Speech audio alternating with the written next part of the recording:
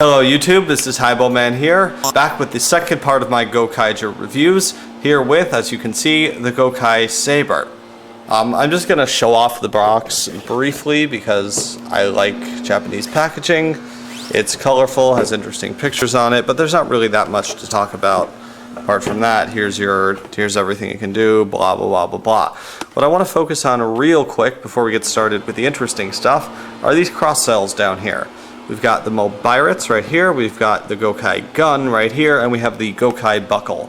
I believe it's called the Gokai buckle. Most things in this toy line are Gokai something. And I just want to point out what Ranger keys they come with, because it's a bit odd. In my review of the Mobiritz, I already discussed the fact that, you know, it's the changing device, it's the main toy in the toy line, so it's going to come with Gokai Red and 2 other keys. To make it a little bit more worth it, that makes sense. This, the Gokai Saber, comes with the Gokai Yellow, or Luca, very unfortunate last name, key. And those are the ones that make sense. Luca and Joe, Gokai Blue, were the 2 major users of the Gokai Saber in the show. The team members would switch different weapons depending on, you know, what enemies they had to fight. And Gokai Yellow and Gokai Blue were the 2 that always doubled up on Gokai Sabers, so that was kind of their signature weapon. Marvelous Gokai Red used usually 1 saber, 1 gun, while Gokai Green and Gokai Pink usually had 2 Gokai guns to themselves, so that was sort of their signature weapon. The reason I bring that up is if you look right here at the Gokai gun, that is the Gokai Blue key.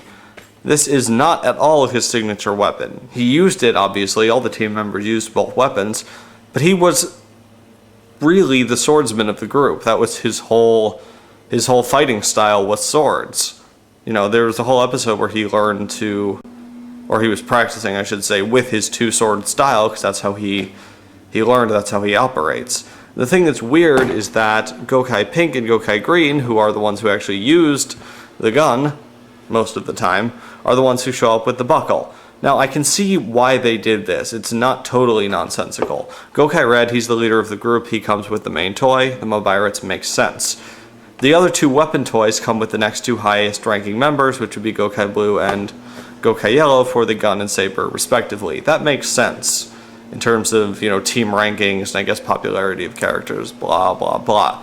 But I would have preferred, actually, that Gokai Blue be switched to here or be put with the saber, because that's his weapon, and then Gokai Green be put with the gun, something like that, to make a little bit more sense, I guess, in context of the show or their characters, but again, it's probably just based on team rank.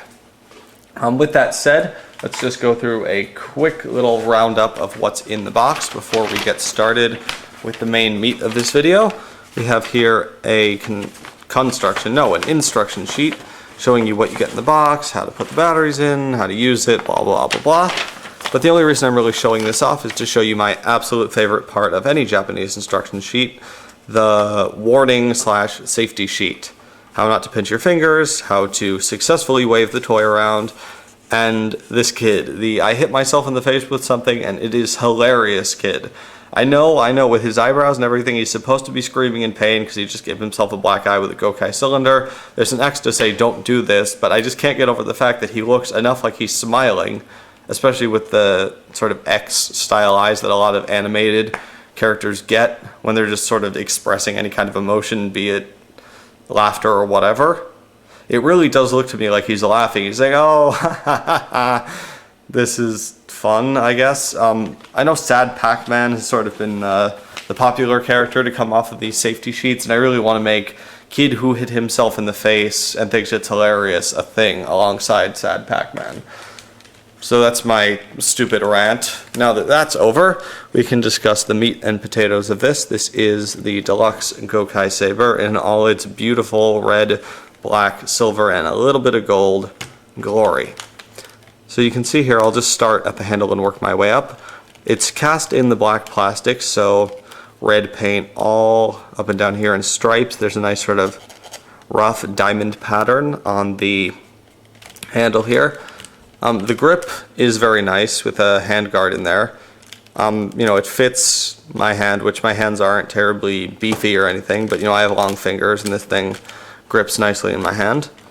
On the bottom here we have the button to activate the main mechanical feature of this, which we'll get to, but Gokaiger symbol in red and sort of a gold, or I guess brass, ring around that.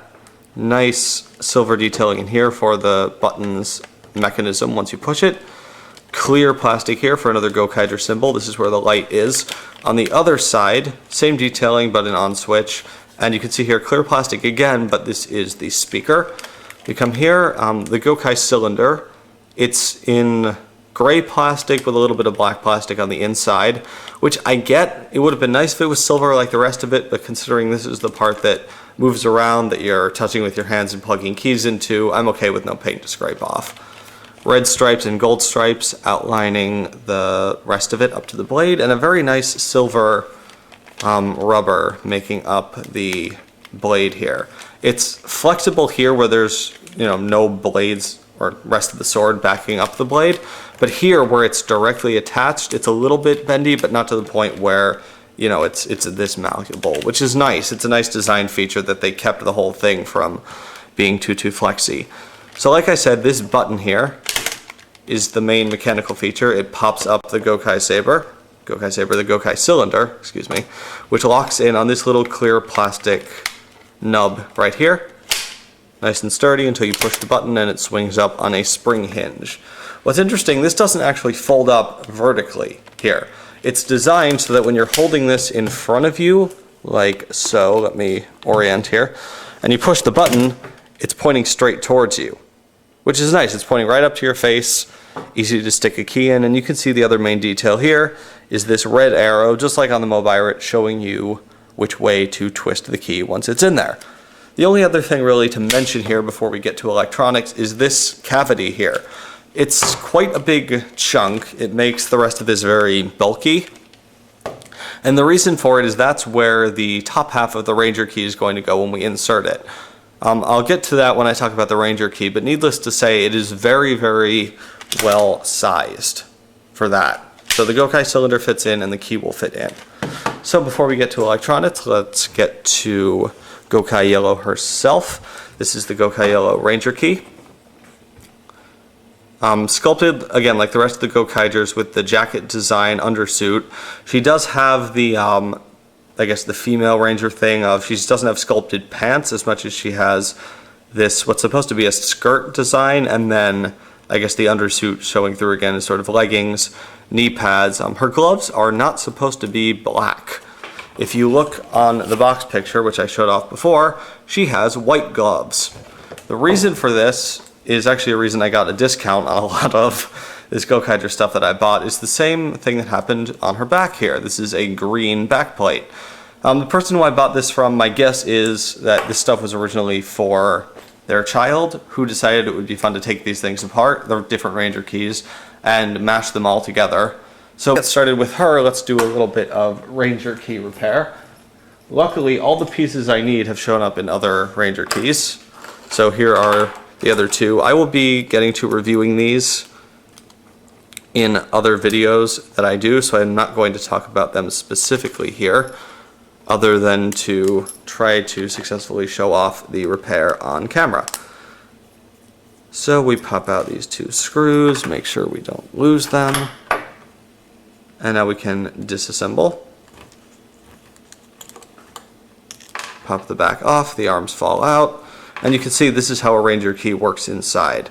The key part is mounted inside the back plate. The head is mounted from the front rather than from the back, sliding in actually the same exact way that it does on the Gashapon keys, but because it's on the inside, it's not going to... Oh no, this is a Gashapon key. My apologies. But anyway, we're doing this to get her arms, so that was a success. This is the key that has her yellow backplate for some reason. So, quickly going to take this apart. A lot of other keys that I have are also mismatched like this. You know, somebody ripped the heads off the Gashapon keys and stuck them on other ones. They misplaced arms and backplates and heads, things like that. And every time I get to a key that has been misassembled in such a way, I will try to do a repair video to just show that being fixed. I have to be careful here because this guy has a sticker detailing the front of his body. Okay, so last bit last. I'm not going to reassemble all of these because that's going to take too much time, but I will just take apart Gokai Yellow here and stick her arms on with her back plate so we can get down to business. I apologize for this running long. I have a lot that I want to say about this stuff, and I tend to be a bit of a rambler anyway. So if you will bear with me, I promise this is all worthwhile to a certain extent. So we pop those off. We get her arms situated here, her proper arms, as you saw from the box picture. Pop this on here, and her back plate will go on right on top like this to sandwich the arms in place. And then we take her screws and we're going to put them back in. I am not professional by any standards. I do try to edit my videos mainly for the sake of time, so all of this stuff of me being an idiot, smacking the camera around, taking a long time to do simple things, all that is sort of cleaned up a bit. But I don't particularly care about, doing special effects or anything like that. These videos are mainly my way of, I guess, showing off stuff in my collection, showing off my thoughts about various toys. I know a lot of reviewers that I watch and that you probably watch too, like Evangelists, Pia, all those people. Their main goal is to be professionals about this. They are the ones, like movie critics, things like that, that are there so that their opinion about new toys or old toys, whatever it is, can be shared with the public to be assured of their quality, etc., etc. I will be right back. Okay, I am back. Like I was rambling a second ago, I'm just doing this and all my other videos to show off things that I think are neat, and basically sort of as a way to talk about the items in my collection. I don't have any direct toy collecting friends, so bringing somebody over and sitting them down and rambling on for what's going on 15 minutes now about the coolness of Ranger keys and all that, they're not the right audience for it. This way, if I make a video, anybody who's interested in that kind of thing can be part of my discussion.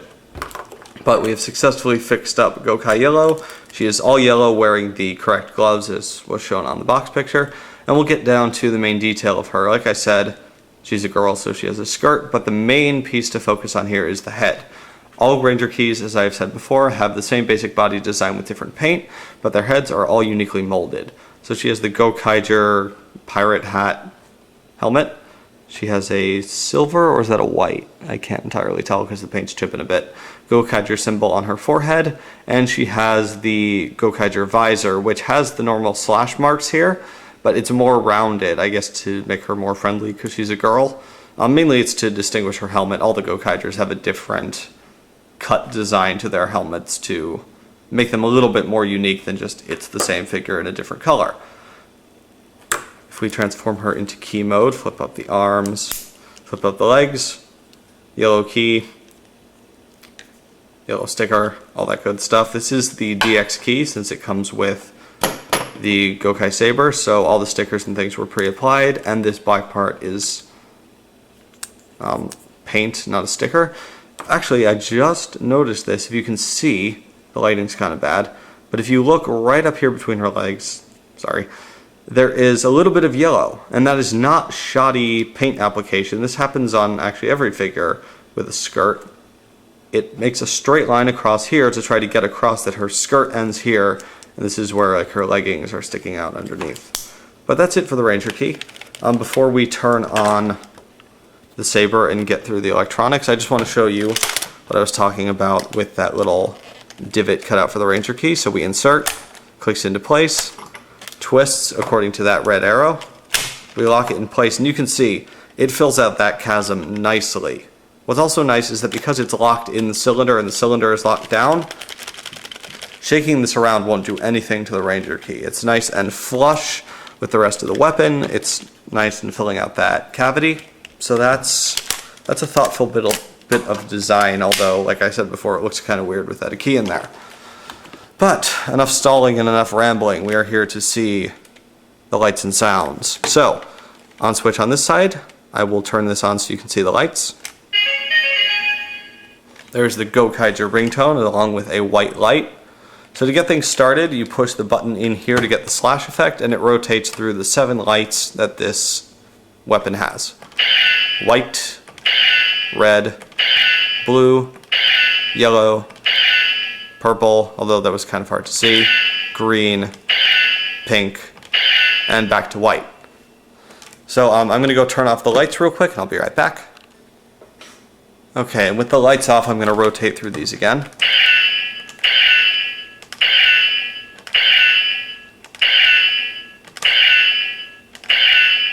And those are your 7 colors. 1 slash noise, but it's nice that they change it up a little bit with each of the colors. It rotates through in that order every time. It's not randomized or anything like that. And that's basically the function of this without going into final wave. There is one more sound effect. If we hold down the button for an extended period of time,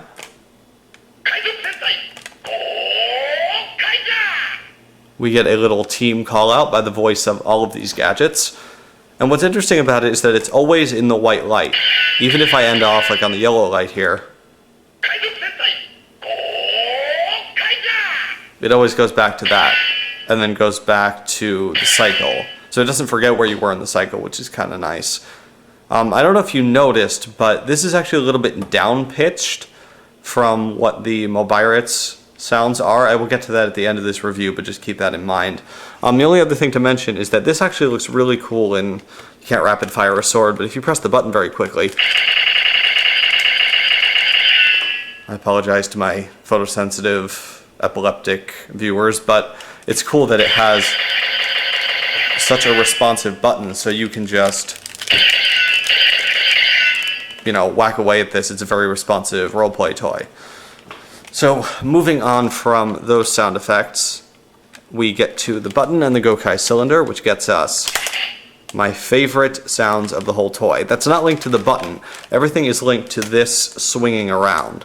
So if I bring it back down and lock it into place, we get our second sound, which is my favorite one on this whole toy. A nice, chunky lock mechanism sound. And what's cool about that is that it's timed correctly to go off with the normal clicking sounds of the toy. So it actually sounds like what you're doing is making that sound. They're timed very well. Other than that, this is sort of intelligently designed, so if I hold this down, pushing the button again does not interrupt it at all, but pushing the button and popping this up does. And I just want to prove again, I'm not going to lock this in, just going to push it down until it does the locking chunk effect. And then if I pull this back up, you can see as soon as it moves out of that position, it does the opening effect. But the spring is timed nicely so that, again, it times with the clicking against this. So it's not just a plastic slapping around noise. The other thing that's cool is that once this is flipped up, pushing the button does nothing. It's waiting for you to use the Ranger keys. So let's do that and get this over with, because I have been stalling long enough. Insert and twist to activate. Again, the activation color, regardless of what color key you stick in, will always be white, but it will change its color after it's read it and after we slam this down and prepare for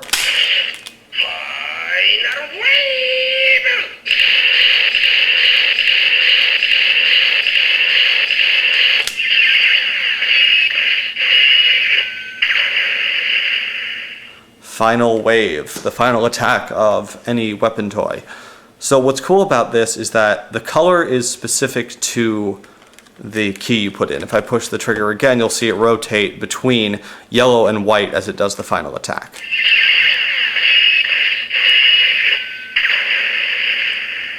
And the standby noise, along with the scream of final wave, will rotate through all 7 colors until you hit the button to execute the attack. And of course, it always starts with yellow.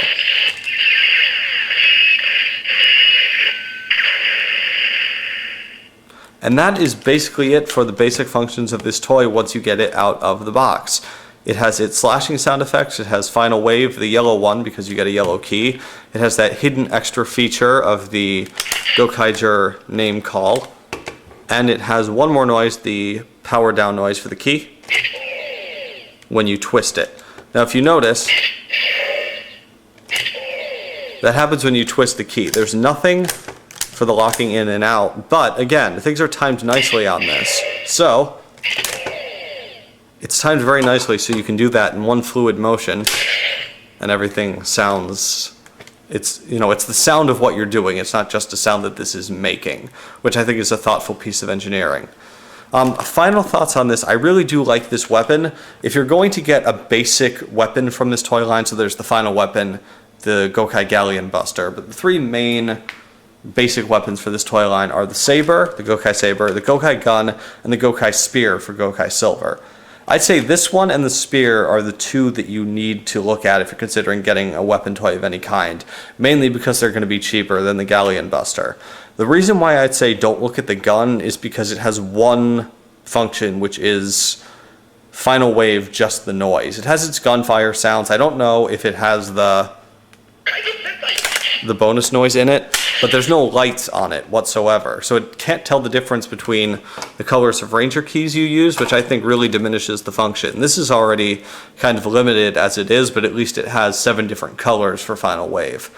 Likewise, the Gokai Spear doesn't have any lights on it as far as I'm aware, but it does have 3 modes. The gun mode, the trident mode, and the spear mode, although the spear and the trident don't have any separate electronics, but there are at least 2 final waves and at least, shooting and slashing sounds for that. So it makes up for not having lights by having more sounds than this or the gun would normally have in terms of attack sounds.